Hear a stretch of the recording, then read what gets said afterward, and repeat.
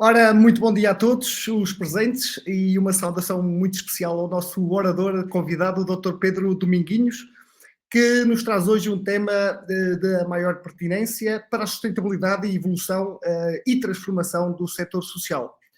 Com a realização desta sessão, pretende-se dar a conhecer um pouco mais sobre um dos instrumentos de financiamento que está disponível para o setor da economia social, o tão conhecido Plano de Recuperação e Resiliência.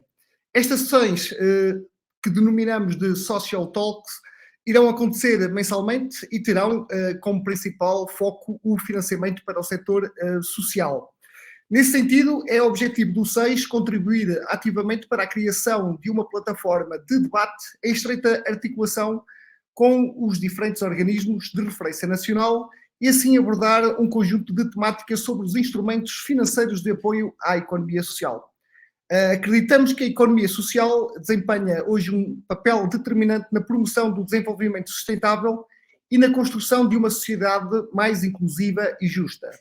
No entanto, para que as organizações da economia social possam alcançar novos objetivos e ultrapassar desafios, é igualmente determinante garantir o acesso, em regime de paridade com as demais entidades, a recursos financeiros adequados e eficazes.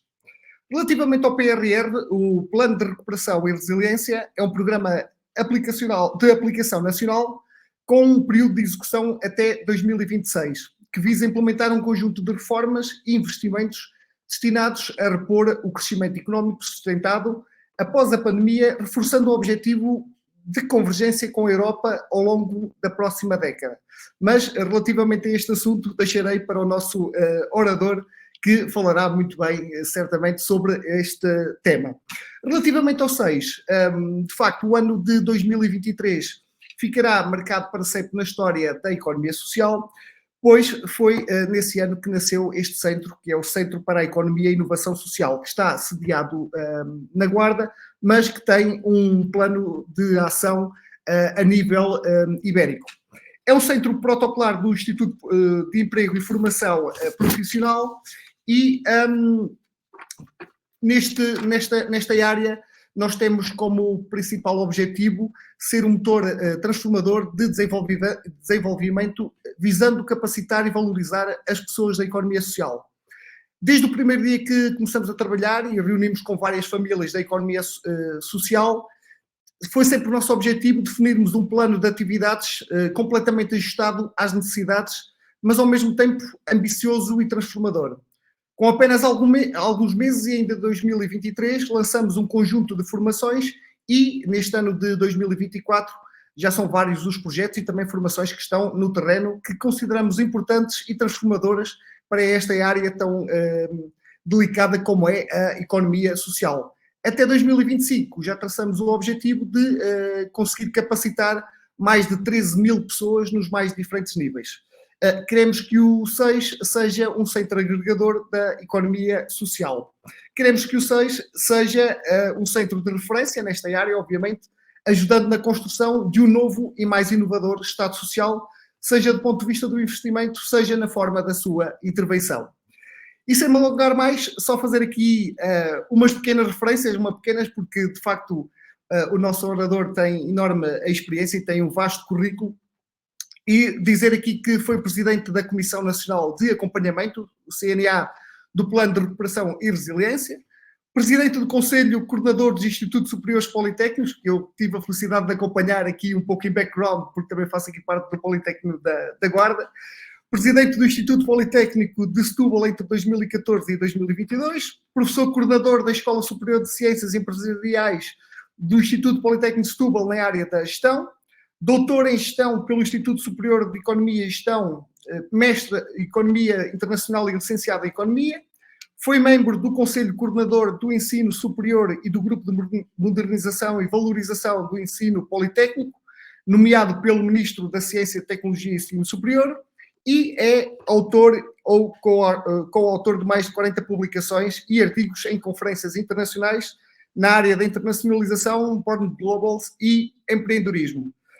Desde já, mais uma vez, Dr. Pedro, muito obrigado pela sua disponibilidade para estar aqui hoje e para explorarmos um tema que é tão importante. E deixava só aqui o apelo a todos os que nos seguem que podem depois fazer questões no final desta sessão. Desde já, muito obrigado a todos, obrigado aos elementos do SEIS que trabalharam de forma muito insistente nesta sessão para que hoje tudo corra bem e tirem, todos que estejam a acompanhar, aproveitamos para que tirem o melhor proveito de tudo aquilo que vai ser hoje aqui passado. Um bom dia a todos e até já. Olá, muito bom dia. Agradeço, em primeiro lugar, o convite do SEIS, quer do seu diretor, quer do Presidente do Conselho de Administração, e aproveito para saudar todas e todos aqueles que nos estão a acompanhar em streaming.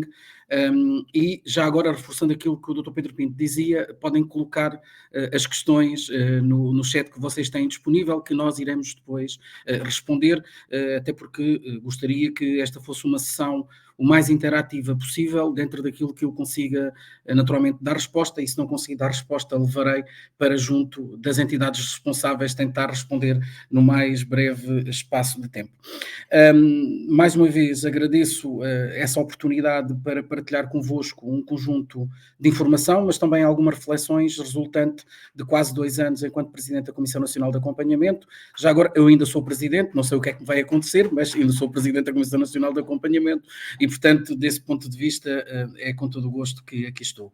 No currículo falta apenas uma entrada que já percebi que deveria ter colocado. Fui durante 6 anos Presidente do Conselho Fiscal de uma IPSS, na área de serviço de apoio domiciliário e também de, agora como se diz, ERP, na altura era o lar, e portanto numa pequena aldeia do Alentejo, que tem cerca de 400 habitantes, mas tem cerca de 85 utentes e emprega mais de 40 pessoas, portanto percebemos a dimensão e a relevância do que as entidades e as organizações da economia social representam, não apenas do ponto de vista daquilo que é a prestação de cuidados e nas respostas sociais, mas também do ponto de vista social, de emprego e de dinamização das economias, sobretudo em territórios, eu diria, de baixa densidade. E, portanto, esta é algo que gostaria de relembrar, bem como algum trabalho que fizemos na altura em termos de investigação da pandemia sobre o impacto que a pandemia teve nas instituições, quer IPSS, quer Misericórdias, quer mutualidades, quer cooperativas, quer outro tipo de instituições, quando a pandemia, e percebemos exatamente o impacto e a possibilidade que é um plano como o de recuperação e resiliência para a dinamização e a recuperação das atividades e para a relevância da prestação de cuidados às populações mais vulneráveis. Eu irei de imediato partilhar a apresentação e, portanto, é desta forma que farei a nossa, deixem-me ver, para não haver dúvidas.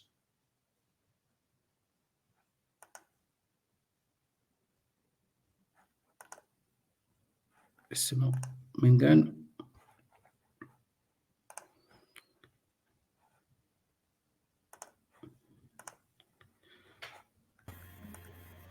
Peço apenas que me informem se estão...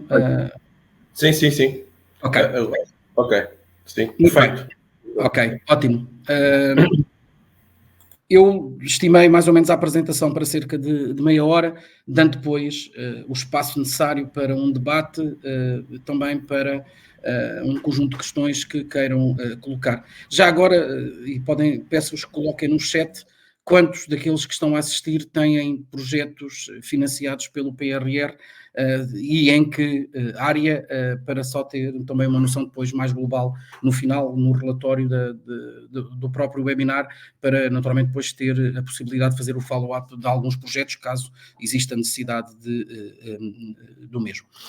Portanto, a minha proposta é olhar em 4 dimensões: a natureza do PRR, depois tentar perceber o alinhamento do PRR com a economia social, os seus desafios e, por fim, algumas reflexões resultantes, quer neste momento já da implementação, quer também da reprogramação que foi feita recentemente. Como sabemos, e o doutor Pedro Silva teve a oportunidade de o dizer logo no início, este é um programa criado para responder aos desafios da pandemia. E é bom que nós tenhamos isto em atenção quando olhamos, por exemplo, para a dimensão da resiliência, que é a par da transição digital e verde, que foram particularmente, eu diria, discutidas e, permitam-me dizer, quase impostas pela Comissão Europeia. O que é que eu quero dizer com isso? Que cada país, podendo escolher um conjunto de investimentos em articulação com a Comissão Europeia, tinha que posicioná-los nessas três dimensões, da resiliência, sobretudo para ter a capacidade de responder a eventos extremos como aquele que nos assolou da pandemia, mas também produzir efeitos sustentáveis nas duplas transição climática e digital.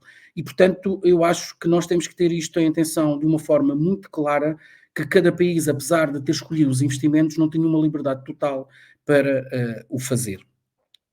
Por outro lado, e é algo que é particularmente sensível e que, permitam-me a franqueza, muitos atores, quer públicos, quer privados, ainda não interiorizaram, este não é um programa baseado na execução financeira.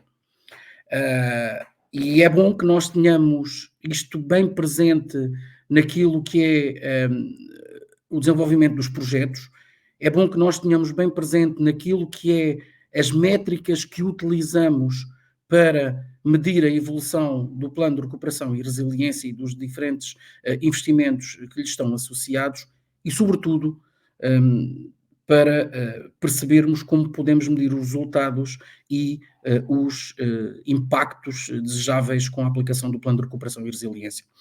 Eu já disse, e já tive a oportunidade de o dizer várias vezes, nós podemos, no limite, ter no final do plano 100% de execução financeira e que, no âmbito do PT 2020, era, eu diria, uma medida de sucesso significativa, mas, no âmbito do PRR, dizia eu, podemos ter essa execução financeira de 100% e não sermos bem-sucedidos na implementação do plano de recuperação e resiliência. Voltarei a este aspecto mais à frente, sobretudo nas reflexões finais, mas gostava de vos indicar esta situação.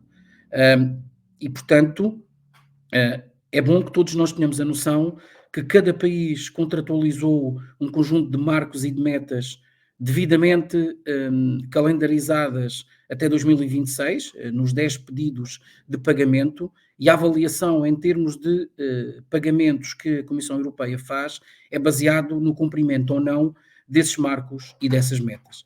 E o não cumprimento tem impactos, como nós já vimos no terceiro e no quarto pedido de pagamento. O não cumprimento de 3 metas e marcos implicou que, do ponto de vista líquido, porque já tínhamos recebido o adiantamento, fossem retidos cerca de 700 milhões de euros no terceiro e quarto pedido de pagamento. E, portanto, aqui, se quiserem, aquilo que gostaria de transmitir é uma exigência muito grande que, para além da execução financeira, que é importante, mas não deve ser o indicador que utilizamos ou o único indicador que utilizamos para medir o progresso do PRR, é sobretudo os marcos e as metas, e depois cada país também tem que contribuir para 14 indicadores comuns que estão devidamente publicitados no site da Comissão Europeia e que são esses indicadores que foram definidos de forma articulada entre a Comissão Europeia e os vários Estados-membros que têm os planos de recuperação e resiliência aprovados. E esses indicadores são, sobretudo, de input e de output, quer dizer, têm muito mais a ver com o processo do que com o resultado. Tem a ver, por exemplo, com a contratualização, tem a ver com a publicação de avisos, no caso de input ou de output, tem a ver com o número de cursos em linha ou online que são disponibilizados, enquanto o resultado, por exemplo, tem a ver com a poupança ou a redução de emissões de CO2 resultante de programas de eficiência energética que as diferentes famílias implementaram. Depois, uma quarta dimensão, e que é particularmente desafiante, e eu fico por esta palavra, é que existem cerca, neste momento com a reprogramação, mais de 70 entidades que estão a gerir, a coordenar e a implementar o plano de recuperação e resiliência, para além dos milhares de beneficiários finais que naturalmente têm uma responsabilidade particularmente elevada na concretização do plano de recuperação e resiliência. A estrutura de missão Recuperar Portugal assinou contratos quer com os beneficiários diretos que têm a responsabilidade de executar diretamente os investimentos, dou-vos um exemplo, as infraestruturas de Portugal, ou o Metropolitano de Lisboa, ou o Metro do Porto, ou então com beneficiários intermediários que têm depois a responsabilidade de selecionar, através de concursos mais competitivos ou menos competitivos, os beneficiários finais que executam e estão a executar o plano de recuperação e resiliência. Partilhar convosco aquilo que é neste momento o envelope financeiro que Portugal tem ao seu dispor para concretizar o plano de recuperação e resiliência através dos vários investimentos e das reformas, bem como as diferentes metas e marcos que Portugal tem que cumprir. Nós tivemos um incremento de cerca de 1/3 do volume financeiro do PRR 1.0 para o PRR 2.0, com particular destaque para a dimensão da capitalização empresarial, que representa quase cerca de 5 mil milhões de euros, onde está sobretudo o financiamento das agendas mobilizadoras ou das agendas de inovação da agricultura e também a recapitalização estratégica atribuída ao Banco de Fomento. Depois, uma particular relevância às qualificações e competências, a medida C6, onde está tudo aquilo que tem a ver com o apoio à formação, no âmbito do Instituto de Emprego e Formação Profissional, e dar-vos nota de que todos acho que temos a noção que o 6 é um produto do próprio plano, é um resultado, melhor dizendo, do plano de recuperação e resiliência.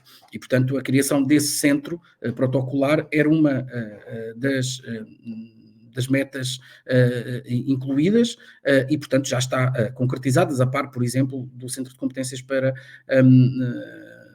a Transição Verde, que está instalado em Santiago do Cacém, e, portanto, que é particularmente sensível, a par de uma outra nas competências digitais, mas está aqui, por exemplo, também todo o apoio à remodelação dos postos no âmbito da formação profissional, ou o compromisso ao emprego mais sustentável, com uma dimensão particularmente significativa, sobretudo na contratação de pessoas, de desempregados a termo, por tempo indeterminado. E depois também a mobilidade sustentável, que tem aqui uma particular relevância no âmbito da transição verde, e o Repower EU foi um novo programa que foi criado depois da invasão. Só peço desculpa de o interromper e sem querer quebrar o seu raciocínio. O doutor está a fazer a apresentação, o do PowerPoint? Sim, não estão a ver? Não, é que nós estamos a ver ainda, não estamos a ver em full screen, estamos a ver, digamos que a apresentação com os slides. Teria de colocar aqui. Eu parei a partilha. Peço desculpa, mas digamos que estamos a ver a apresentação do PowerPoint em formato normal, digamos assim como ele aparece, e não em full screen. Deixem-me ver, porque eu partilhei e coloquei em full screen, mas vou tentar novamente. Ter quebrado o seu raciocínio, estava estando indo tão bem na sua apresentação, mas efetivamente nós não estávamos a acompanhar a apresentação do PowerPoint. Estão a ver a apresentação neste momento? A apresentação, sim. Eu vou colocar em full screen. Em formato de tela cheia. Eu vou colocar em full screen para tentar perceber. Pois, mas ela não está a aparecer. Não está? Não. No ícone do lado esquerdo, por favor, doutor. No outro. Da tela cheia seria no outro, exatamente à esquerda. Tem onde está a colocar, digamos que em full screen, depois tem aqui um outro ícone do lado esquerdo, tela cheia. Agora, do seu lado esquerdo, o outro ícone do lado esquerdo. Não. Tela cheia, não é? E agora o outro, Do lado esquerdo. Primeiro do lado esquerdo. Aqui, Peço a seguir. desculpa. É que eu não estou a ver tela cheia e... Sim, mas tem a tela cheia e depois tem aqui, logo do seu lado esquerdo, um livrinho. Mais para a direita, mais para a direita.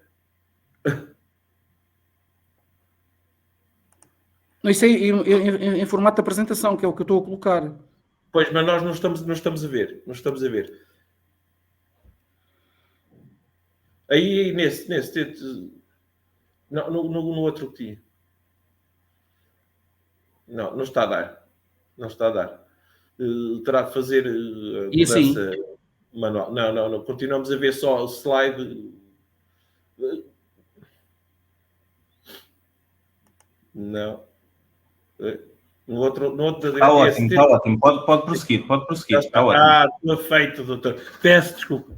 Pode prosseguir e peço imensa desculpa por ter interrompido. Muito bem. Pronto, agora perfeito. Sem problema. Temos de estar preparados para estas questões. Mas estava eu a dizer que nós tivemos um crescimento particularmente significativo, de mais de um terço, e que também tem impactos nas contas públicas. Ontem o Conselho de Finanças Públicas chamou a atenção para esses impactos, sobretudo porque uma parte relevante tem a ver com empréstimos, e portanto os empréstimos têm que se começar a pagar, sobretudo em 2024, 2025 e 2026, e portanto este é algo que temos maior capacidade de investimento.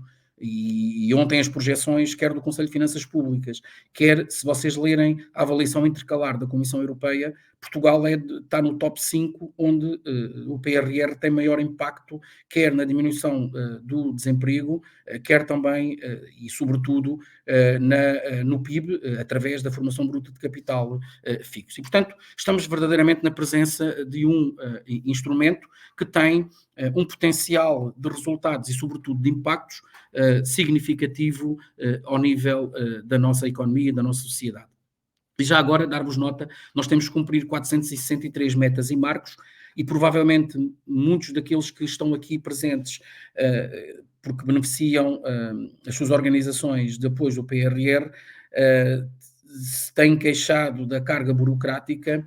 Eu faço notar que, apesar de só nós falarmos de 21 componentes do PRR após a reprogramação, e é aquelas que aqui estão que têm financiamento, há uma 22ª, que é a auditoria e controlo, onde a Comissão Europeia, para aprovar a reprogramação, e foi de cumprimento imediato, obrigou a que Portugal tivesse que implementar um conjunto significativo de medidas.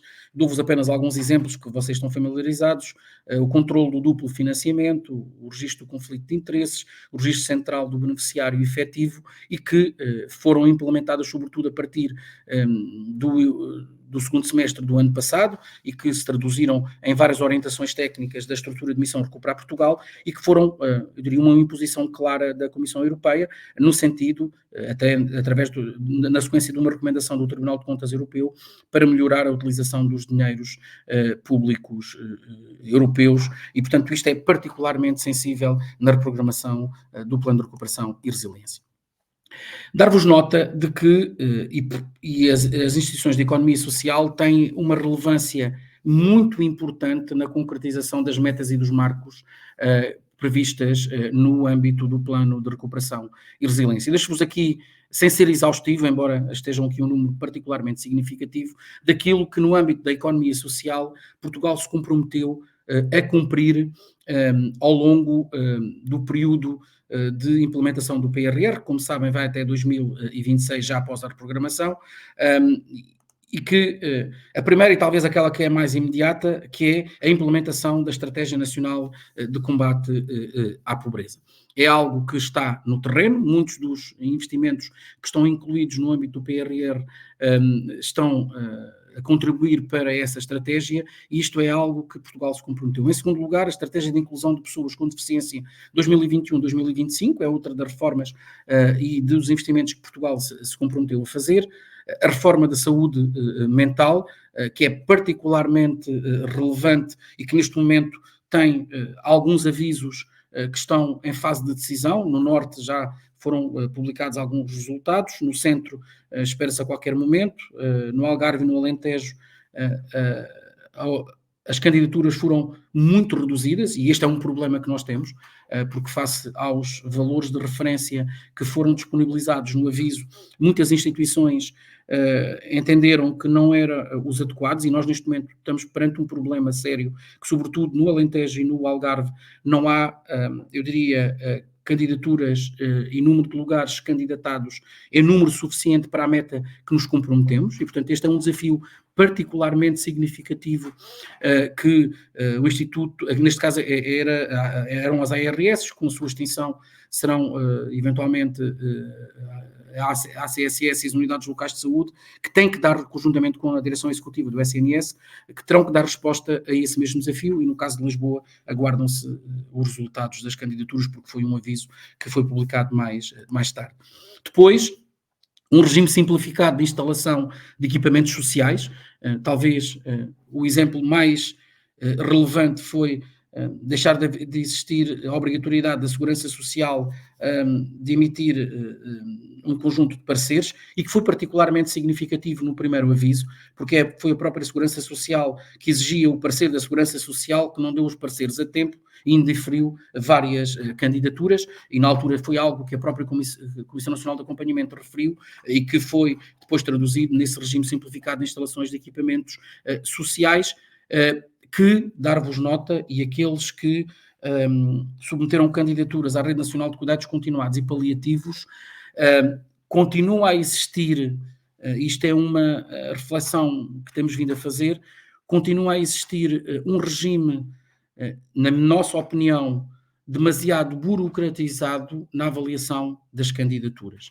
Posso partilhar, e vocês com certeza saberão, que as perguntas que vos fizeram não me parece que seja, eu diria, particularmente relevante na aprovação de uma candidatura, onde é que está o ralo na casa de banho do quarto, porque, como é óbvio, isto é uma obrigatoriedade que em sede de execução da própria obra é particularmente significativo, ou que existe uma discrepância de 2 centímetros na área apresentada, quando esses 2 centímetros não têm qualquer relevância do ponto de vista da execução da obra, porque, como é óbvio, respeitavam as condições mínimas definidas por lei. E, portanto, são essas questões que muitas vezes nós temos um regime simplificado, mas depois a sua aplicação por parte de um conjunto de entidades continua a ser baseado num controlo demasiado administrativo e, sobretudo,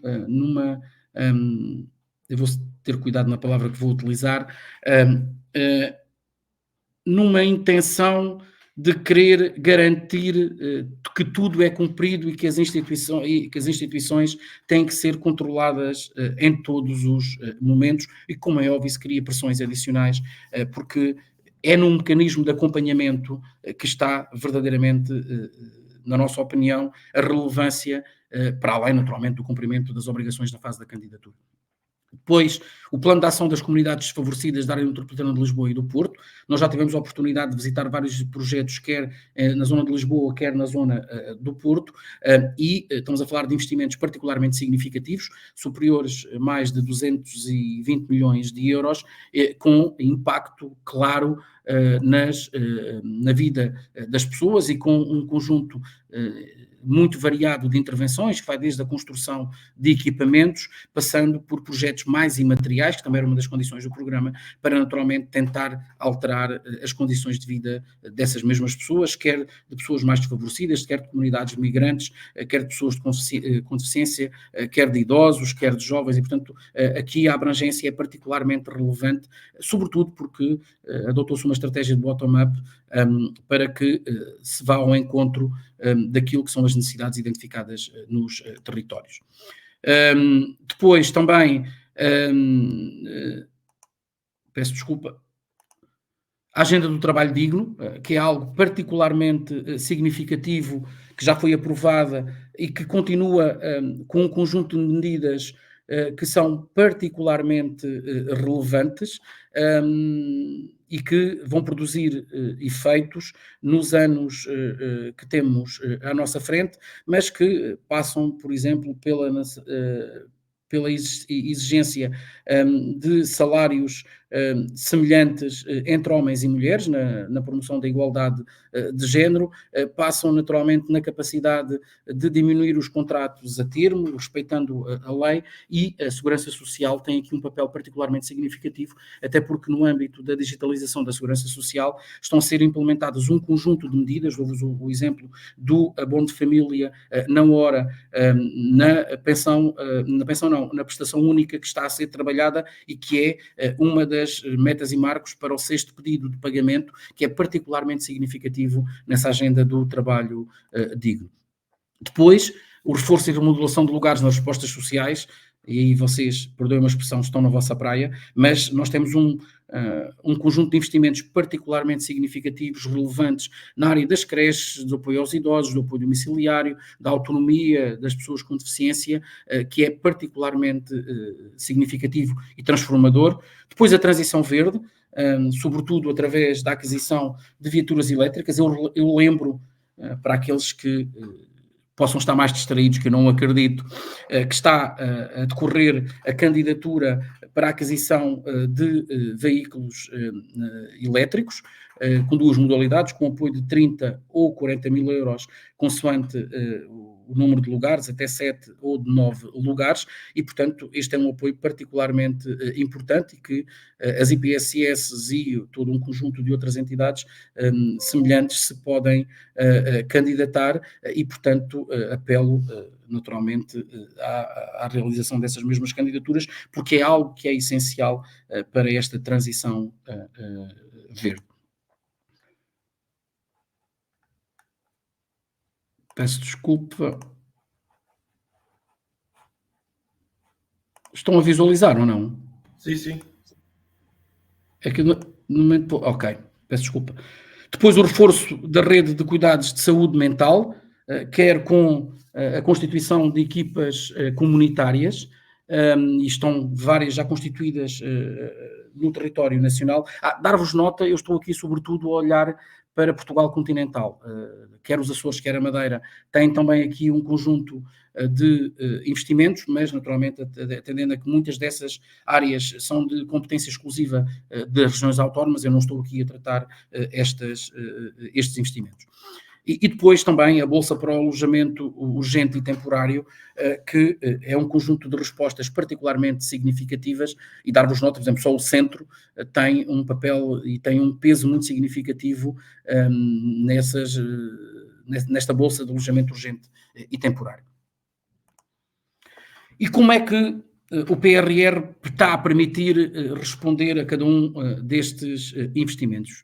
Eu identifiquei, sobretudo, 5 grandes áreas, não quer dizer que não existam outras, onde, de uma forma indireta, mas, sobretudo, olhei para aquelas onde as organizações da economia social podem ser consideradas como público-alvo e, portanto, foi essa a minha orientação para selecionar esses 5 componentes. Depois, sobretudo a Rede Nacional de Cuidados Continuados e Paliativos, como vos disse, os investimentos estão a ser avaliados, com a particularidade, como vos referi, do Alentejo e no Algarve. A Comissão Nacional de Acompanhamento neste momento tem uma preocupação significativa, e eu acho que o próprio Sistema Nacional de Saúde deve ter isto em atenção, porque as propostas apresentadas não foram em número suficiente, o que significa que nós temos sobretudo 2 regiões do país onde a cobertura já era reduzida, diminuta, e que com esta situação de escassez de candidaturas não temos no horizonte temporal uma possibilidade de a curto prazo ou a médio prazo isto ser resolvido. E, portanto, isso urge que possamos ter medidas, eu diria, de incentivos, e aqui não estou a ver outro, a não ser o aumento do custo, da comparticipação por lugar a criar, porque não há alternativa, até porque a maior parte das entidades tem orçamentos nas suas mãos, onde a implementação é pelo menos o dobro daquilo que é o valor que foi definido, e esta é uma situação particularmente sensível e que urge decidir, sob pena de nós termos, no final do programa, regiões do país que não têm a cobertura necessária, eu diria, não sei, já nem sequer sei se é necessária, mas pelo menos definida como meta para o Plano de Recuperação e Resiliência. E uma das preocupações que nós devemos ter no Plano de Recuperação e Resiliência é que ele também promova a coesão territorial e que não acentue as diferenças que nós já temos em diferentes valências nas várias regiões do país. Depois, dava nota, sobretudo, pode parecer menos relevante, mas pode ter um impacto particularmente significativo naquilo que são respostas tipo ERP ou semelhantes, que é a instalação de serviços de telemedicina ou de quiosques nas próprias organizações da economia social.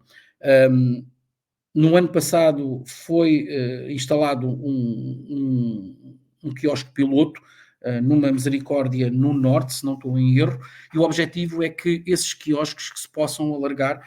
E o que é que isso permite? Permite, por um lugar, que existe uma maior interação entre as necessidades, sobretudo, dos utentes das instituições, quando estão com problemas de saúde na ligação ao Serviço Nacional de Saúde, através ou da linha SNS 24, ou da ligação com os cuidados de saúde primário, ou agora com a criação das ULS, com todas as entidades que compõem essas mesmas ULS, e portanto há aqui uma triagem que pode ser feita diminuindo, e vocês sentem todos os dias aquilo que é o potencial de problemas que é levar muitos dos utentes aos hospitais.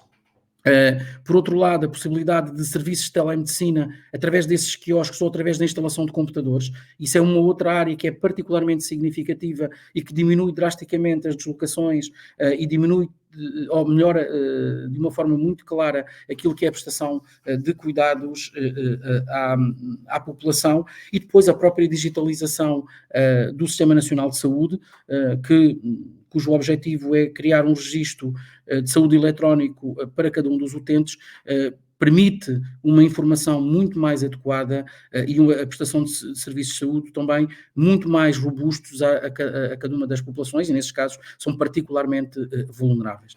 Depois, reforço aqui duas questões, para além da BNAUT, da Bolsa Nacional de Alojamento Urgente e Temporário, reforço a questão do alojamento estudantil.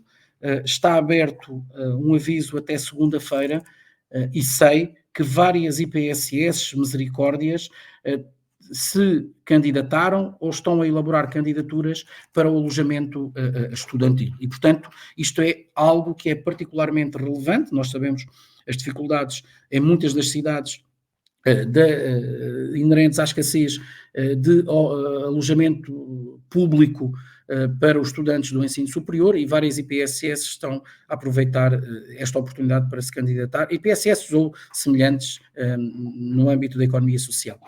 Depois, aquilo que é mais, eu diria, direcionado às entidades da economia social, que são nas respostas sociais, nas suas diferentes dimensões, de notar que neste momento está aberto o aviso para a mobilidade elétrica e está também aberto um aviso para as acessibilidades 360 graus, em que a responsabilidade é das autarquias, mas que tem um objetivo muito claro de melhorar as acessibilidades para as pessoas, quer com deficiência, quer mobilidade reduzida, e pode ter um impacto particularmente importante.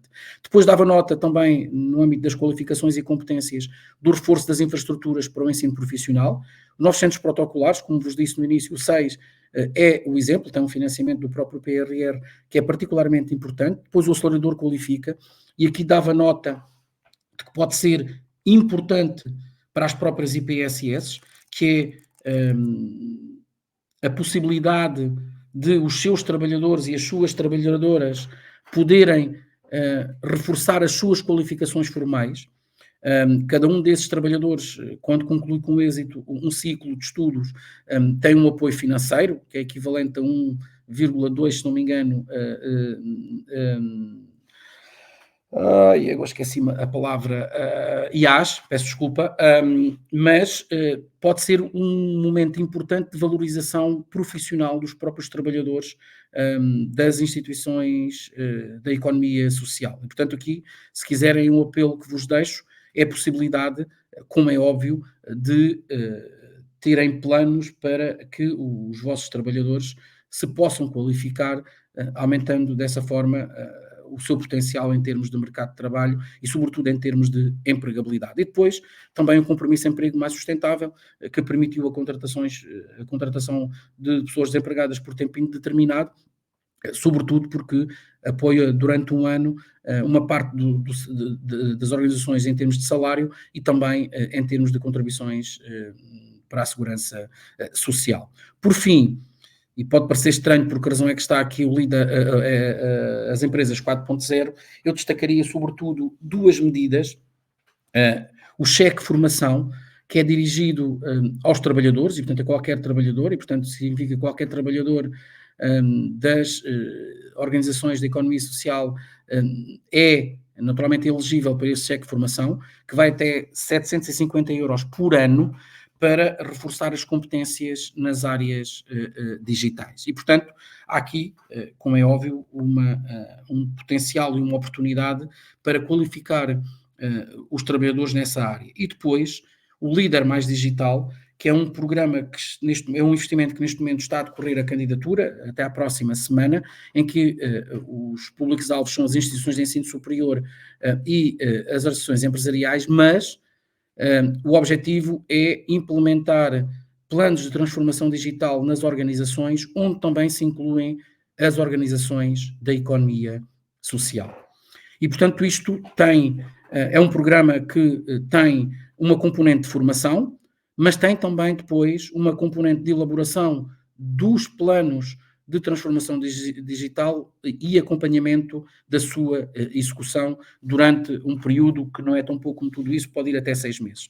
Portanto, aquilo que vos peço é que estejam atentos, porque foram abertos concursos em cada uma das NUTS 2 e, portanto, nos próximos meses, os consórcios vencedores começarão a desenvolver essas mesmas atividades, e aqui parece-me que as organizações representativas e o próprio SEIS pode desempenhar aqui um papel fundamental, percebendo quais são as organizações que estão envolvidas em cada um dos territórios e identificar e informar as próprias entidades da economia social que estejam naturalmente interessadas e disponíveis para implementar esses planos de transformação digital que são particularmente importantes.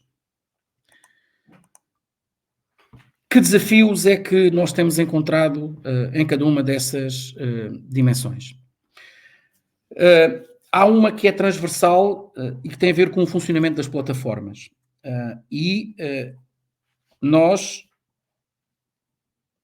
desenvolvemos em simultâneo os avisos, a avaliação dos mesmos, a assinatura dos contratos e as plataformas. E isto significa, e aqueles que interagem com a plataforma da Segurança Social ou do Instituto da Segurança Social sabem isso perfeitamente, ou outras, que há um conjunto de problemas que ocorrem porque, como é óbvio, a plataforma não foi devidamente testada. E, portanto, é algo que nós temos vindo a reportar, e aquilo que vos peço é que, se tiverem dificuldades na interação com a Segurança Social, que partilhem connosco essas dificuldades. Eu tive a oportunidade ontem, ao final do dia, de falar com a doutora Catarina Marcelino, e aquilo que ela me pediu para vos transmitir é que qualquer problema com a plataforma solicitava que fosse imediatamente reportada para que a equipa de desenvolvimento possa responder. E muitas das situações têm vindo a ser reportadas e são ultrapassadas. Há 2 ou 3 que são particularmente significativas e que nós já reportamos. Dou-vos o exemplo de só poder ser submetido um novo pedido de pagamento ao ser pago quando os anteriores estão devidamente, eu diria, finalizados. Isto é algo que, naturalmente, tem um impacto significativo na tesouraria das organizações, ou então de exigir pagamentos de pelo menos 10% do valor global do investimento. Provavelmente para muitas instituições isso ainda não é uma questão relevante, mas à medida que as obras forem avançando, começa a ser mais difícil garantir pedidos de pagamento de pelo menos 10% do investimento total.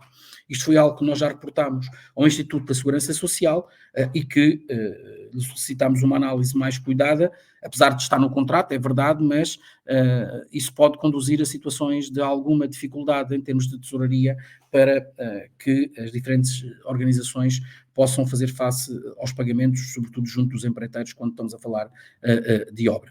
E depois, aquilo que também temos notado é demora nos pagamentos, na análise de situações particularmente inexplicáveis, que são difíceis, até porque o Instituto da Segurança Social só paga, no caso de haver existência de pedidos pendentes de reprogramação, e a reprogramação pode ocorrer por vários motivos de cada um dos projetos, mas ele só paga depois desses projetos ou desses pedidos de alteração estarem devidamente aprovados. E nós sabemos que, em alguns casos, há demora nesse pedido de aprovação e, portanto, as obras não param naquelas que já estão a decorrer e, portanto, isto é algo que nós temos vindo a alertar de uma forma muito significativa o Instituto da Segurança Social para ser resolvido o mais depressa possível e, sobretudo, para os tempos de resposta poderem ser encurtados, que é fundamental. No caso da habitação, a plataforma é muito incipiente, na realidade acho que não podemos chamar aquilo que é disponibilizado como uma plataforma informática e também tem existido alguma demora nos pagamentos. Estou-me a aproximar do final, tenho mais 2 ou 3 slides. Eu recuperei a estrutura deste slide que apresentei em dezembro de 2022 no evento da FENACERSI, adaptando e naturalmente atualizando com aquilo que são as novas realidades. Em termos de agilizar e simplificar, como vos disse, é necessário que os organismos intermédios garantam a operacionalidade das plataformas informáticas. O mesmo se passa com os licenciamentos e os pareceres prévios por parte quer das autarquias, quer de outras entidades, onde isso é particularmente significativo. O mesmo se passando com a análise dos processos de pagamentos e pedidos de alteração, que é, no caso das respostas sociais, é essencial que seja garantido. Eu faço notar que no âmbito da reprogramação existiu um reforço da comparticipação, que em alguns casos, eu diria, respondeu de uma forma muito positiva a muitos dos projetos, noutros não foi suficiente para, eu diria, financiamento a 100% dos projetos que estão a decorrer, tanto que as entidades ter que recorrer, por exemplo, aos mecanismos que o Banco Português de Fomento disponibilizou num instrumento financeiro que foi criado para o efeito, apesar, e nas interações que tenho tido com várias organizações da economia social, muitas delas apontam o custo desse instrumento também de uma forma impeditiva e não muito diferente daquilo que a banca comercial está a oferecer. Eu tive a oportunidade, já junto da Presidente Executiva do Banco de Fomento, de chamar essa atenção. Aquilo que me foi referido é que isto foi devidamente articulado com as finanças e, portanto, essa alteração das condições específicas é muito difícil, mas, como é óbvio, não deixaremos de reportar esta questão, até porque sabemos que muitas instituições tiveram que recorrer ao crédito, quer para a tesouraria, quer para a concretização total dos vários investimentos, e isto pode significar um peso muito importante nas suas contas e também na sua própria sustentabilidade. Portanto, isto é particularmente relevante. Depois, há aqui a necessidade de os diferentes organismos intermédios de implementarem um modelo de acompanhamento proativo. E quando eu digo um modelo de acompanhamento proativo, não é apenas de adotar uma postura de auditoria ou de fiscalização, é constituir-se como verdadeiros parceiros, identificando eventuais riscos, antecipando-os e criando medidas de mitigação para que, como é óbvio, os diferentes investimentos possam ser concretizados. E aqui eu diria que no seminário e no webinar onde estamos, organizado pelo SEIS, é o local adequado. É essencial reforçar as competências das equipas de gestão e dos trabalhadores. Quem gera esses projetos é particularmente desafiante, é complexo e também, como é óbvio, as atividades do dia-a-dia das vossas entidades exige uma atualização permanente e nós sabemos, e vocês sabem melhor do que nós, a dificuldade no recrutamento e as exigências em termos de formação que são particularmente significativas. E depois deixava-vos esta nota muito relevante. Eu não preciso de vos dizer que os contratos são para cumprir, mas no caso do cumprimento das exigências da eficiência energética, isso é inegociável e nós temos 2 casos de 2 entidades que, após a conclusão da obra, no certificado que apresentaram à Segurança Social, o cumprimento não era garantido e, pura e simplesmente, a Segurança Social recusou-se a finalizar o projeto e a organização teve que fazer investimentos adicionais, naturalmente não comparticipados, para cumprir os requisitos da eficiência energética, e isto deixava-vos um alerta muito significativo, porque isto é inegociável, como vos disse, e, portanto, o cumprimento das condições de eficiência energética são essenciais. Mesmo a finalizar, e prometo não tirar-vos mais de 5 minutos, em primeiro lugar, é necessário uma articulação entre os diferentes instrumentos da política pública. Nós temos o PARES, e várias entidades estão a ser financiadas também pelo PARES, temos o PRR e vamos ter o PT 2030, pelo menos. E, portanto, é essencial que os diferentes instrumentos de política pública estejam devidamente alinhados para garantir o financiamento adequado. A segunda questão, e isso é muito um recado para as entidades públicas, já tive a oportunidade de o dizer, o foco tem que ser na solução e não na competência específica de cada entidade. O que é que eu quero dizer com isto? É pouco relevante quando uma entidade necessita de licenciamento de 3 ou 4 entidades, que cada entidade responda de per si e muitas vezes até com respostas que são contraditórias entre as diferentes entidades. E, portanto, aqui tem que haver um esforço de concertação entre as diferentes entidades públicas que intervêm nos vários processos para olhar para a organização como um cliente e que precisa de uma solução e serem as organizações, naturalmente, a terem que fazer esse caminho e não ao contrário, como ocorre hoje em dia. Depois, é essencial a procura de parceria, e vocês aí são, naturalmente, o exemplo mais vivo daquilo que é essencial em muitas autarquias ou outras entidades, são vossos parceiros no financiamento de vários projetos. Depois, a necessidade de maior rapidez e de habilidade das decisões e 2 notas finais. A primeira, eu acho que como vocês já viram, não sei se tinham essa noção, mas as organizações da economia social são cruciais, imprescindíveis, baluartes para se alcançarem um conjunto de resultados e impactos do PRR. O modelo que nós temos hoje em dia, onde, na maior parte dos casos, as diferentes respostas sociais são de entidades da economia social e não são do Estado, coloca-lhes um ónus, mas também uma relevância estratégica que é particularmente importante. Dito isto, as vossas organizações são imprescindíveis para nós conseguirmos ter sucesso, não apenas no cumprimento das metas e dos marcos, mas acima de tudo, e gostava de enfatizar esse aspecto, naquilo que é a melhoria das condições de vida das pessoas, aquilo que é uma maior capacidade de inclusão, aquilo que é o contributo para um maior equilíbrio e uma maior oportunidade em termos de igualdade de género, então isso é particularmente sensível. E isso significa que o Estado tem que garantir a sustentabilidade quer das políticas, quer dos investimentos que agora estamos a fazer.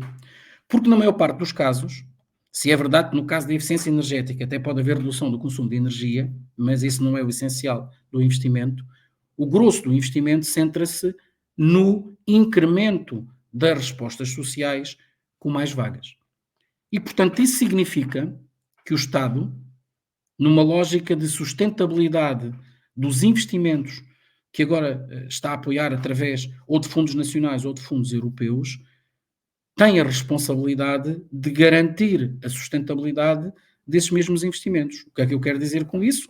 Significa que no financiamento corrente tem que dar a resposta adequada, por um lado, para que possa, ou que as instituições possam responder às exigências que hoje em dia se lhes colocam. Nós não podemos ter, e muito bem, legislação muito exigente para a prestação de melhores cuidados, mas depois isso não se refletir naquilo que é, eu diria, o financiamento regular a essas instituições. E, sobretudo, porque aumentamos o número de respostas, temos que também garantir que para essas novas respostas existem apoios, existe o financiamento corrente por parte neste caso concreto, da Segurança Social. E este é um desafio particularmente importante, mas que é essencial que seja concretizado para que nós consigamos ter melhores respostas sociais, melhor inclusão e, naturalmente, uma sociedade que seja mais justa e mais coesa.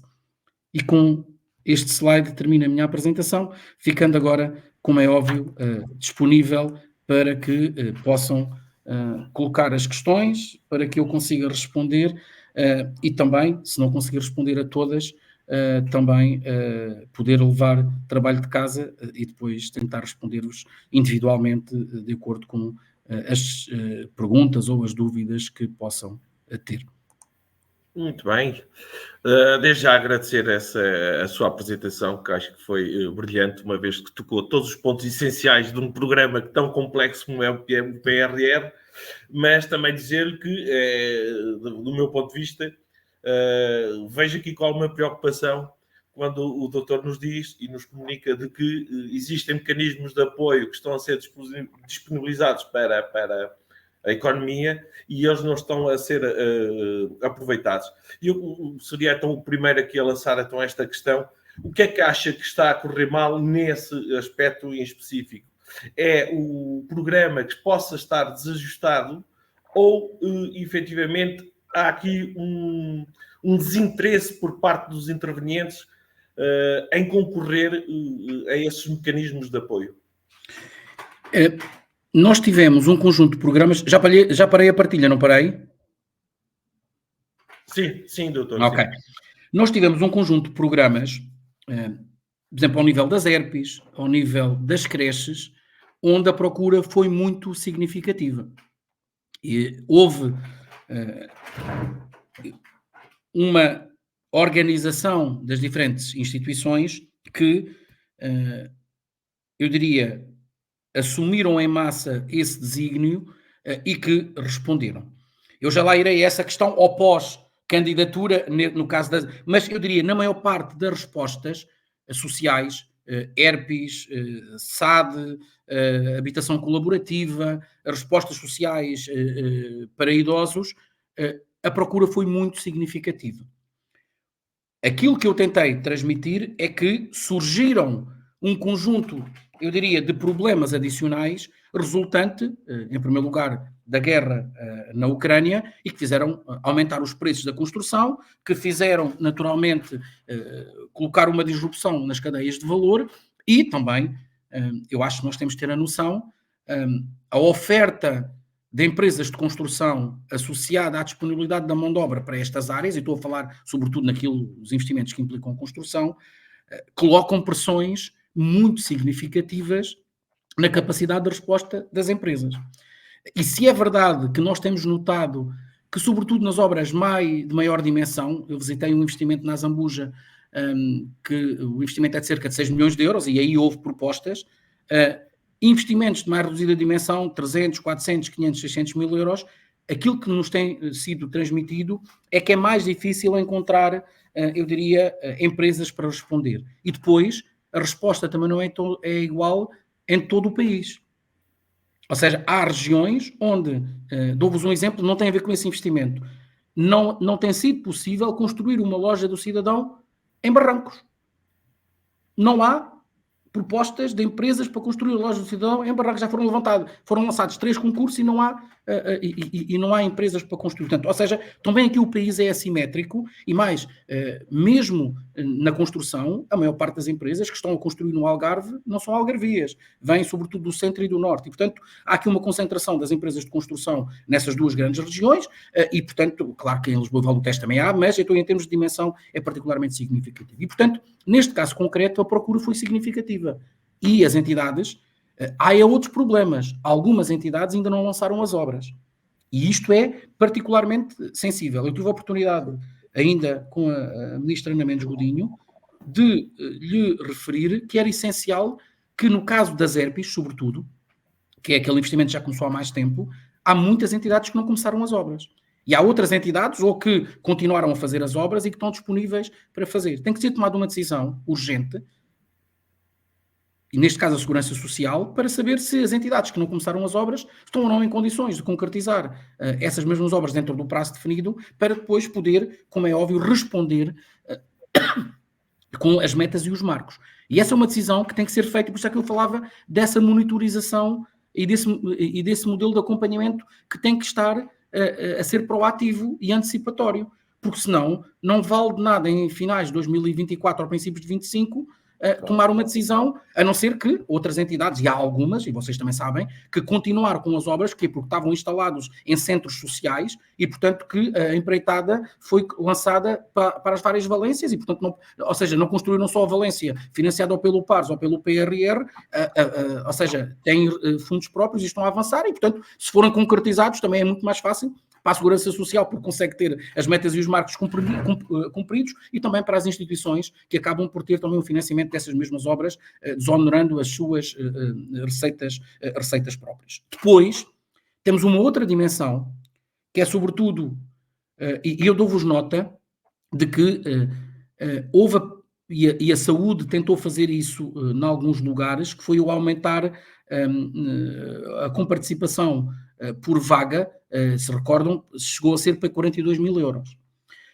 No último concurso, na Rede Nacional de Cuidados Continuados e de Cuidados Paliativos, era evidente, quando o concurso foi lançado, que em diferentes regiões a procura ia ser muito reduzida. Eu conheço várias pessoas, vários presidentes de Câmara que falei com eles, que decidiram à última da hora não assumir o compromisso, apesar de reconhecerem a necessidade, porque o esforço financeiro que tinham que fazer era superior a 1 milhão de euros, olhando para a comparticipação das entidades. Por exemplo, no Alentejo, numa determinada valência, só houve uma candidatura, e eu tenho sérias dúvidas, que esta entidade assine o contrato com a comparticipação que tem, e se não houver um reforço.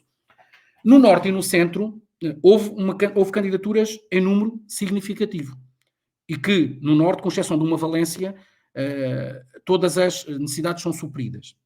Vamos ver, eu conheço várias entidades que se candidataram, alguns são hospitais privados que têm a obra toda feita e, portanto, aquilo é muito rápido de implementar a solução, com uma adaptação muito pouco onerosa, até para o próprio Estado, consegue dar uma resposta muito significativa e que foram contemplados. Há outras entidades que, se forem construir de raiz, eu tenho sérias dúvidas que consigam responder em tempo e com a sustentabilidade financeira necessária dessas situações. E, portanto, esta é reparem, até porque todos nós temos esta noção, e aqui permitam-me tocar num aspecto que é mais, eu diria, estratégico e mais relevante.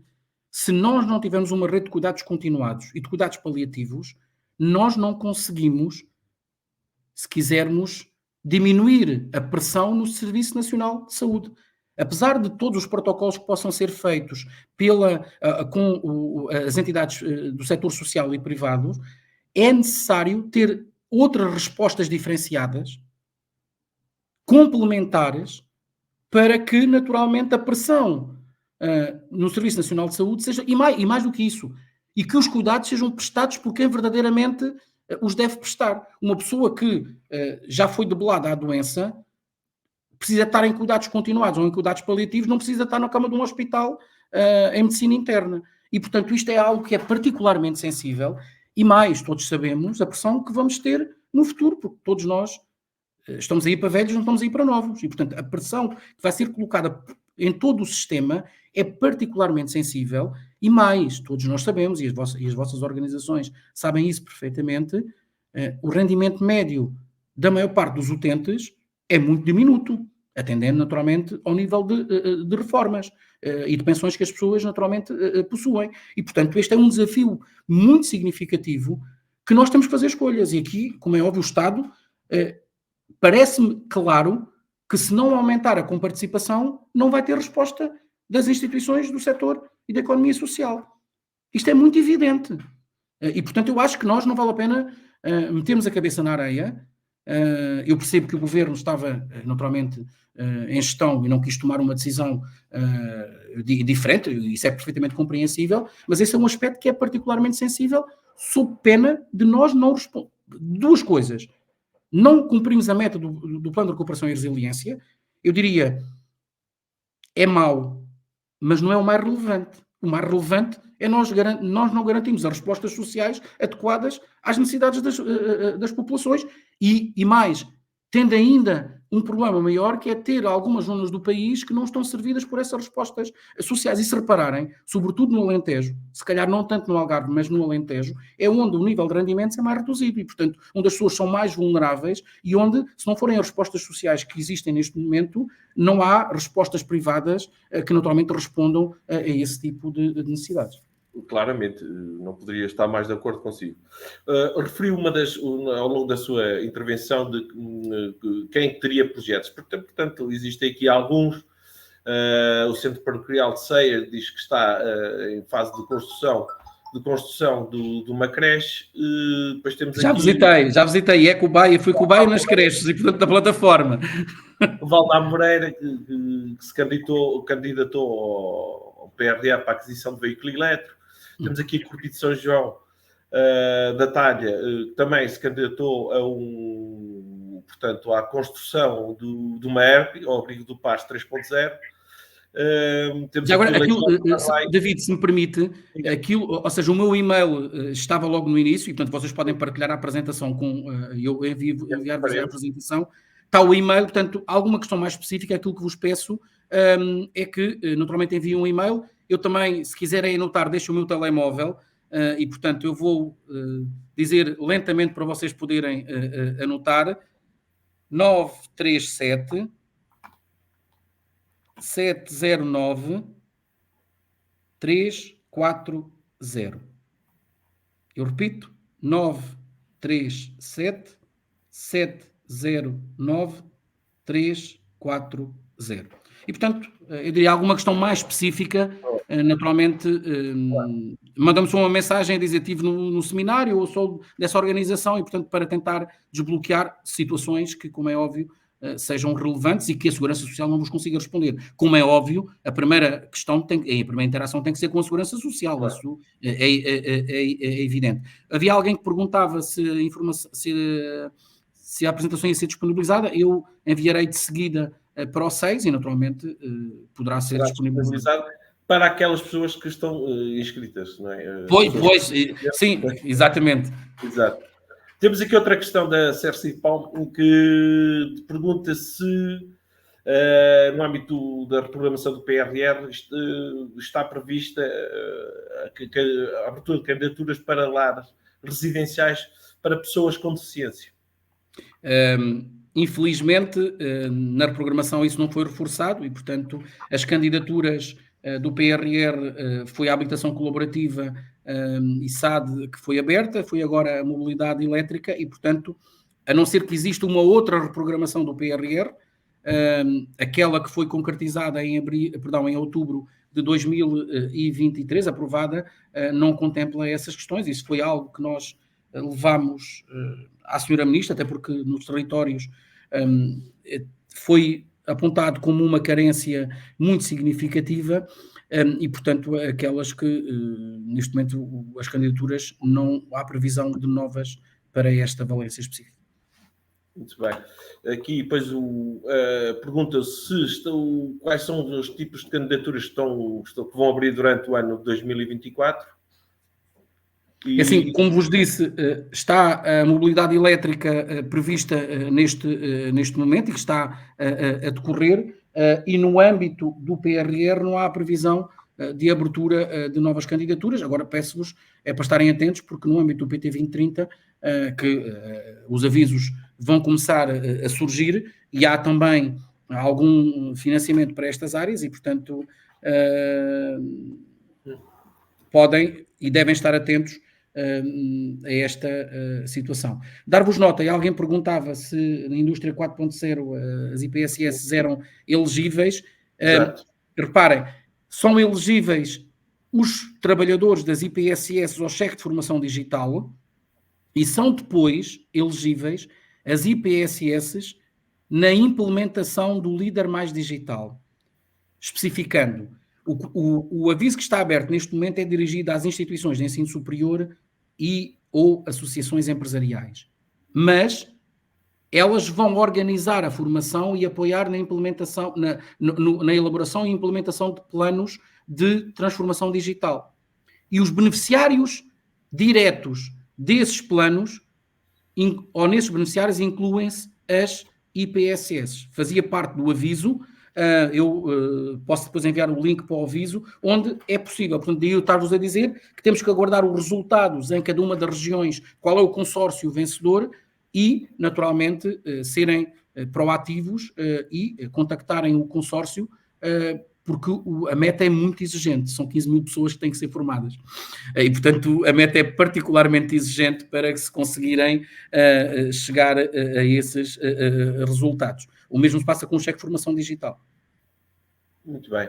Temos aqui mais três questões que... Para quando uma nova abertura do aviso para a CACI e lar residencial, Zona Centro, Distrito Castelo Branco? Repare, daquilo que é, como vos disse, a expectativa é que no âmbito do PRR não existe. Há, sobretudo, nos cuidados continuados e nos cuidados paliativos, sobretudo nas valências, onde o número de vagas contratualizadas está abaixo daquilo que era o objetivo, é natural que possa existir um novo aviso. No Alentejo e no Algarve, é evidente que tem que existir uma segunda fase do aviso nessas áreas, mas é para cuidados continuados e para cuidados paliativos, não é nesta área. O mesmo interlocutor continua na mesma senda de perguntas para quando um aviso para a rede UCI e se prevê o prolongamento do aviso do burnout. Isto era algo que, na reunião que tivemos com o Ministério da Habitação, estava a ser equacionado, não sei qual foi a decisão, e, portanto, eu sei que no caso da habitação, para as autarquias, o 31 de março não foi prorrogado, e, portanto, o término foi mesmo a 31 de março. No burnout, não sei muito bem, portanto, é uma questão agora de perceber o que é que no novo Ministério e a nova Secretária de Estado vai tomar a decisão, porque para já a direção do IRU se mantém, portanto vamos ver qual vai ser a decisão.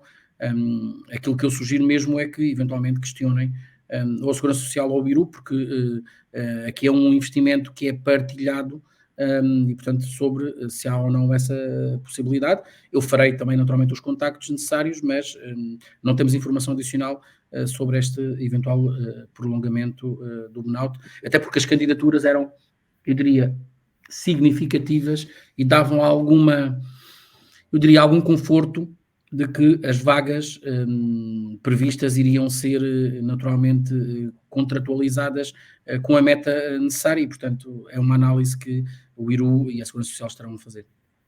Muito bem. Vamos aqui colocar mais três questõezinhas e uma é, alguém pergunta relativamente aos tipos de beneficiários que se identificam na maioria dos programas de financiamento para a economia social, será que se pode abranger respostas sociais que sejam desenvolvidas por associações sem fins lucrativos e que tenham na missão a área social, ainda que não sejam IPSS ou mutualistas ou cooperativas ou fundações?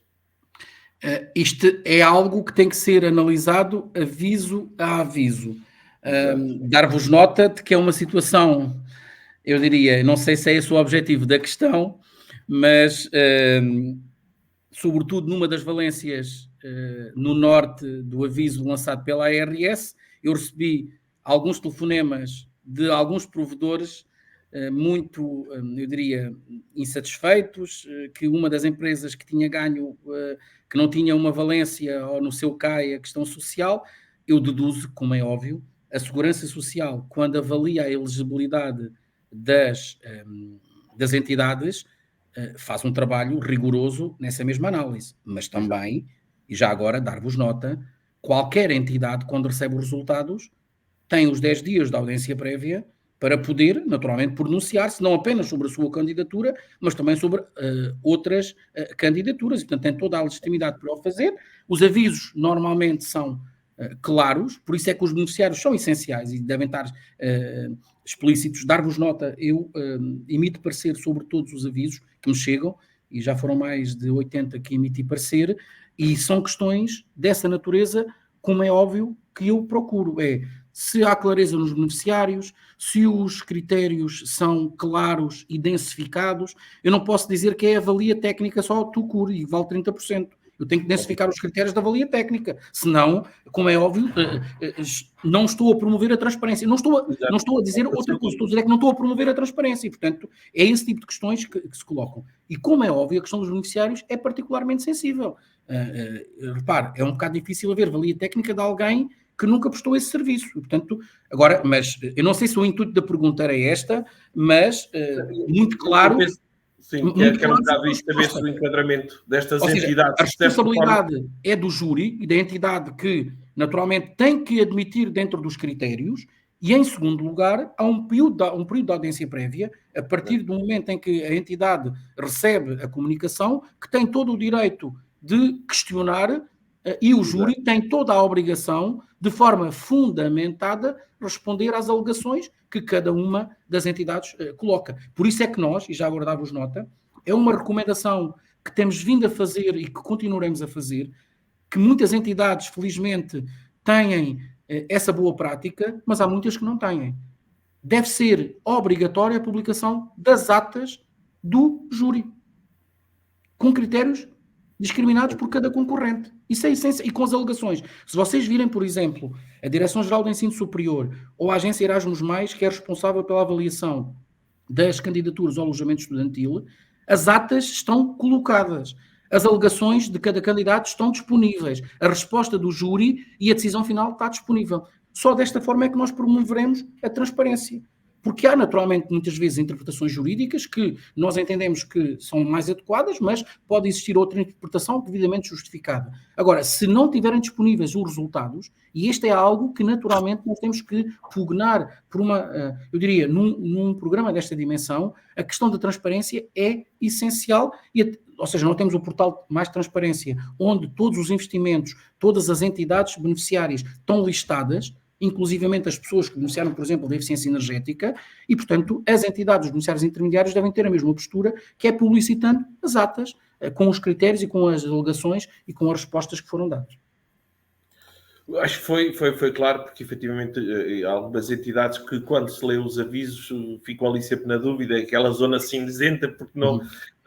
Já agora, por isso é que nós também recomendamos a cada um dos beneficiários intermediários que, durante o período em que está a decorrer a candidatura, que promovam esse tipo de, imagino, de interações, webinars, ou sessões de esclarecimento, ou facs, para naturalmente poderem dar resposta às dúvidas que muitas vezes são legítimas. Por exemplo, eu tive uma situação de uma entidade que está situada num distrito, pertence a uma NUT diferente e a um concelho, ou uma CIM ainda diferente.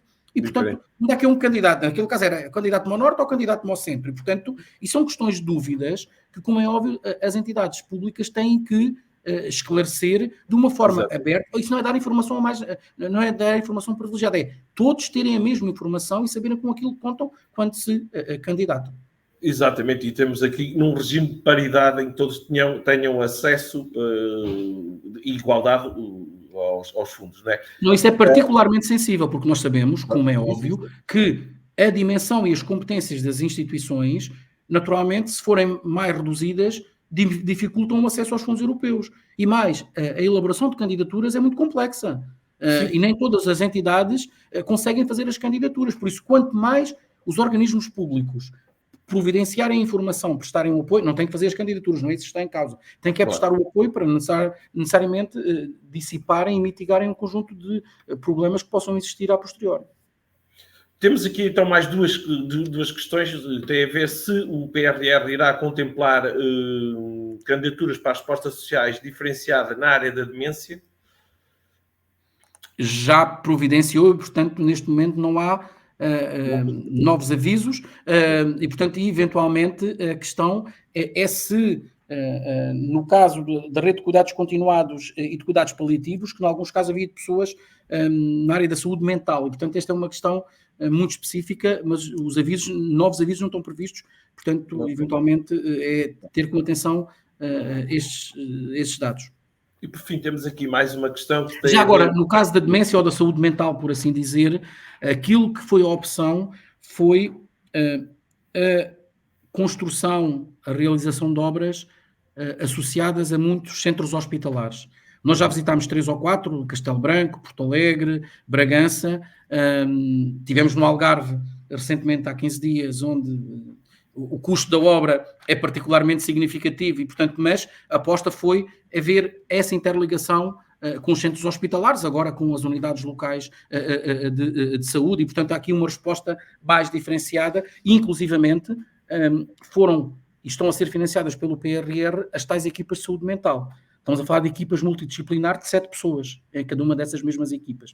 E, portanto, na maior parte dos casos, esteve associado ao Serviço Nacional de Saúde para este apoio. Não é exatamente igual, ou pode não ser exatamente igual a estas questões, mas tem aqui um objetivo muito claro de prestação de serviços na comunidade, tentando, na medida do possível, diminuir a institucionalização e a prestação de melhores cuidados a pessoas que naturalmente padecem dessas doenças. Por fim, volta a ser aqui colocada a questão de se no âmbito do PRR, no que diz respeito às herpes, se não está prevista, portanto, novos lugares e remodelação, presumo, assim, capacidade destas instituições. Aquilo que está previsto, tal como referi há bocadinho, é caso as entidades que foram apoiadas e assinaram os contratos não iniciem as obras, haver a possibilidade de substituição dessas entidades por outras que viram os seus projetos aprovados, mas sem financiamento. Sim. Dito ou complementando, no âmbito do PRR não está prevista a abertura de um novo aviso para este tipo de resposta social. Pronto, não havendo mais, penso já não há mais questões, e de salientar a forma brilhante como o Dr. Pedro Dominguinhos respondeu de forma tão clara, tão cristalina a todas as questões, e assim como deu uma visão muito próxima da forma como está a ser executado o PRR e da forma como se pretendem alcançar os objetivos. Eu daria como concluído aqui o nosso espaço de perguntas e respostas e passaria agora a palavra para o Dr. Nuno Silva, diretor do SEIS, para dar como encerrado este primeiro webinar sobre instrumentos de financiamentos para a economia social. Dr. Nuno Silva, toma a palavra. É assim, sem querer aqui quebrar o protocolo, só dar nota. Naturalmente de agradecer. Foi um gosto enorme estar aqui, disponibilizar-me para outras iniciativas que entendam necessárias no âmbito das atividades do SEIS, e, portanto, total disponibilidade. E àqueles que nos seguiram e que tenham alguma dúvida, alguma questão, têm o meu e-mail e têm o meu telemóvel e, portanto, eu respondo. Posso não responder de imediato, mas isso deixa uma mensagem, e, portanto... E se eu me esquecer de responder, insistam, porque eu costumo responder. Portanto, é mesmo por esquecimento que não respondo. E, portanto, desejar-vos um bom trabalho e mostrar mais uma vez a disponibilidade e, acima de tudo, e é com esta palavra que eu queria terminar, o reconhecimento pelo trabalho valioso, eu diria, de verdadeiros pilares de um Estado social que as entidades de economia social representam. É bom que nós tenhamos esta noção das mulheres e dos homens que trabalham, que são voluntários todos os dias e que fazem verdadeiramente acontecer de uma forma muitas vezes silenciosa e pouco reconhecida aquilo que realizam pelo país inteiro. E, portanto, esta palavra de reconhecimento que gostava de deixar a todas e a todos que todos os dias fazem acontecer. Que conforto nas suas palavras. Passo agora para o Dr. Nuno Silva, então, para concluir os trabalhos. Muito obrigado. Antes de mais, bom dia a todos, a quem nos está a ouvir hoje, acompanhar-nos aqui um pouco neste primeiro ciclo de webinars de instrumentos de apoio às entidades da economia social, que por vezes não conseguem ter esta ligação, e o objetivo do 6 é também ter esta ligação de proximidade, responder diretamente às questões, não fugir às questões que são mais desconfortáveis, porque esse também é um princípio, e agradeço desde já também ao Dr. Pedro Dominguinhos também ter tido logo essa abordagem, e a disponibilização também dos contactos para que as pessoas possam interagir de uma forma mais próxima. É isto também que nós pretendemos, e se nota também o papel que estes agentes articuladores no terreno também têm na questão da facilitação e no fundo, aconselhamento de quem está com estes projetos e a responsabilidade que eles têm. No fundo, este é o primeiro ciclo de webinars que inclui o PRR como veículo de fortalecimento da economia social. Conforme também referiu o Dr. Pedro Dominguinhos, tem um papel fundamental na sociedade portuguesa. São estes homens e mulheres que contribuem para um mundo melhor, trabalhando para o outro, e todos temos esta nobre missão de os ajudar. Não tem os mesmos recursos que por vezes têm organizações, empresas, organizações empresariais, são circuitos mais amadores, e o nosso objetivo é aqui também poder contribuir. A segunda nota é o agradecimento mais uma vez ao Dr. Pedro Dominguinhos pela excelente apresentação, pela facilidade na comunicação. Penso que os tópicos foram todos abordados, e agradecer também essa proximidade e a prontidão com que se disponibilizou para poder estar neste ciclo de webinars. E a equipa do 6, que permitiu este primeiro ciclo, de um conjunto de ciclos que considero que são importantes e relevantes para toda a economia social, e que é o princípio de muitas coisas já estamos a fazer no terreno, das formações estamos a pôr, da capacitação dos trabalhadores, dirigentes e técnicos da economia social, e na transformação de um setor que pretendemos cada vez mais sustentável, cada vez mais bem preparado, e que dê respostas às necessidades de todos nós, e todos nós nos orgulhamos. No fundo é essa a nota. Agradecer a todos e continuação de uma boa semana de trabalho.